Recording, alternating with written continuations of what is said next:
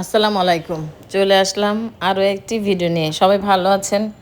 আমিও আলহামদুলিল্লাহ আল্লাহর অশেষ রহমতে আপনাদের দয়ায় ভালো আছি। আজকে আমি দেশি কই মাছ দিয়ে সিম, আলু, টমেটো দিয়ে রান্না করব, তাও আবার মাল্টি কুকারে। চলুন তাহলে শুরু করা যাক।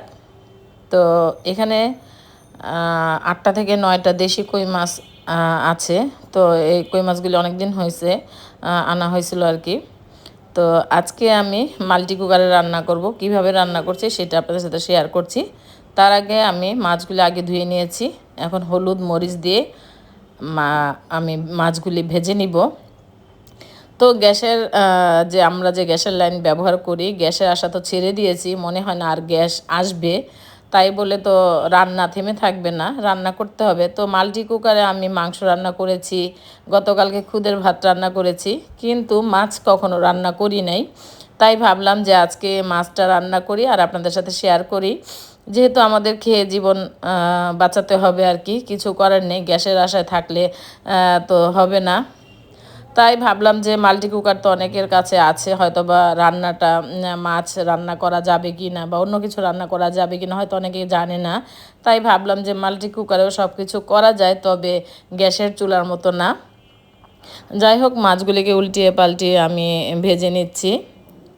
তো আমরা যেমন গ্যাসের চুলায় খুব সুন্দরভাবে মাছগুলি ভাজি, ওইভাবে ভাজা হয় না আর কি, কিছু করার নেই। তো খাইতে তো হবে, তাই আর কি।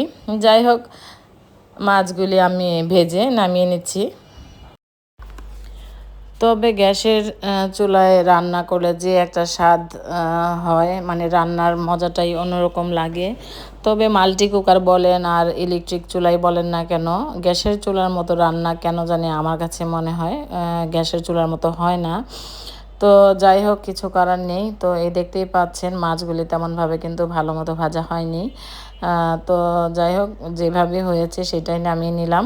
এখন আমি সেই তেলের মধ্যে বড় সাইজের একটা পেঁয়াজ কুচি দিয়ে দিলাম। তো সিমের মধ্যে আমি তেল কম খাই, আর আদা রসুন জিরা এগুলি আমি সিম তরকারিতে খাই না, সিমের মধ্যে খাই না। ফুলকপির মধ্যে একটু আদা রসুন খাই, কিন্তু সিমের মধ্যে খাই না।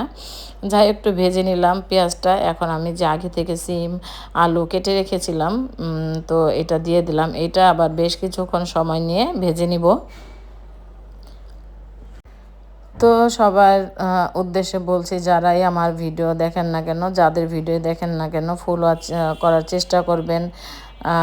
একটা লাইক দিয়ে মিষ্টি একটা কমেন্ট করে চলে যাবেন, তা কিন্তু হবে না। অনুরোধ করছি, পুরো ভিডিও বা রেসিপি দেখার চেষ্টা করবেন আর ফুল ওয়াচ করবেন, কারণ আমি সবার ভিডিও ফুল ওয়াচ করি। আপনাদেরকে অনুরোধ করছি সবাই সবার ভিডিও ফুল ওয়াচ করবেন। তো শুধু আমার বেলায় না, প্রত্যেকটা ভিডিও, যাদের ভিডিও দেখেন না কেন, সবার ভিডিওতে ফুল ওয়াচ করার চেষ্টা করবেন সবাই। কারণ সবাই আমরা কষ্ট করি, এই প্ল্যাটফর্মে আছি। তাই অনুরোধ করছি ফুল ওয়াচ করবেন। তো সিমগুলি ভালো মতো ভেজে নিয়েছি। এখন সামান্য একটু গরম পানি দিয়েছি যেন তাড়াতাড়ি হয়। তো এখানে আমি স্বাদ মতো হলুদ, মরিচ, ধনিয়া আর লবণ দিয়ে দিলাম। আমি আমার স্বাদ মতো দিয়ে দিলাম। মশলার পরিমাণটা আর বললাম না। তো যাই হোক, সিমের পরিমাণ কম ছিল, 250 থেকে 300 গ্রাম হবে। আর 2টা বা 3টা আলু দিয়েছিলাম। তো এখন এটাকে আমি খুব ভালো মতো কষিয়ে নিব। তো এখন নতুন নতুন আপুরা আমার চ্যানেলে আসতেছে, অসংখ্য ধন্যবাদ, মন থেকে দোয়া ও ভালোবাসা। সব সময় সবাইকে সাপোর্ট করে যাবেন। অবশ্যই এইভাবে থাকলে সবাই সবার সাপোর্ট পাবেন ইনশাল্লাহ। তো কথা বলতে বলতে কিন্তু সিম আলু কষানো হয়ে গেছে। আবার একটু পানি দিয়ে এখানে আমি মিডিয়াম সাইজের 2টা টমেটো কেটে রেখেছিলাম, সেই টমেটো 2টা দিয়ে দিলাম। দিয়ে আবার কিছুক্ষণ আমি কষিয়ে নিব। তো ওই যে বলেছি যে গ্যাসের মতো আসলে এগুলি ওরকম না, একটু সময় লাগে, ভালোই সময় লাগে। এটা রাইস ইয়াতে মাল্টি কুকারে, প্রেশার কুকার না, sorry, multi cooker, rice cooker এগুলিতে হতে কিন্তু সময় লাগে। তো কারেন্টের চুলায় অতটা সময় লাগে না, তবে মোটামুটি আর কি। যাই হোক, তবে আমি বলবো গ্যাসের মতো না আর কি। তো কথা বলতে বলতে কিন্তু পানি দিয়ে দিলাম, পরিমাণ মতো গরম পানি দিয়ে দিচ্ছি। আর আগে থেকে যে মাছগুলি ভেজে রেখেছিলাম সেই মাছগুলি এখন দিয়ে দিলাম, একসাথেই দিয়ে দিলাম। তো এখন ঢাকনা দিয়ে ঢেকে আমি রান্না করব। তো কিছু কাঁচামরিচ দিব, আর নামানোর আগে আমি ধনিয়া পাতা দিয়ে নামাবো। তো বলক চলে আসছে। হ্যাঁ, এখন আমি 4-5টা কাঁচামরিচ একটু ভেঙে দিয়ে দিচ্ছি। এখন যেহেতু শীত না আসতেই শীতকালীন সবজিগুলি পাওয়া যায়, আর নতুন নতুন সবজি কিন্তু খেতে সবাই পছন্দ করে। তো আমাদেরও 1 কেজি সিম নিয়ে এসেছিল, আমি খেয়ে ফেলেছি সবগুলি। এই এতটুক সিম ছিল, তাই ভাবলাম যেহেতু কই মাছ আছে, দেশি কই মাছ, দেশি মাছ দিয়ে সিম দিয়ে রান্না করতে অনেক দারুণ লাগে। যাই হোক, পাতলা একটু ঝোল করে রান্না করবেন, অসাধারণ লাগে।